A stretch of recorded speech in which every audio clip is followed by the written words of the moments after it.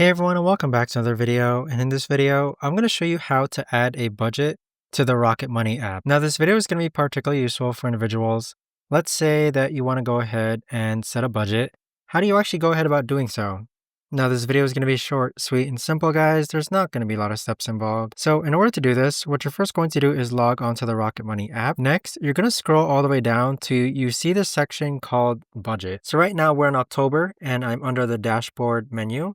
Now, if you click on the October budget, you can see that this is the budget, and next to where it says category budgets, click on add a budget. So this is where you could actually go ahead and upgrade Rocket Money, and then you could be able to actually add different budgets.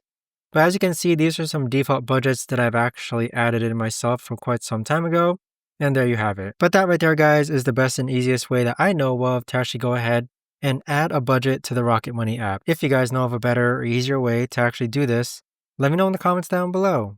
I would love to know. Thanks so much for watching, everyone, and I'll see you guys all in the next video.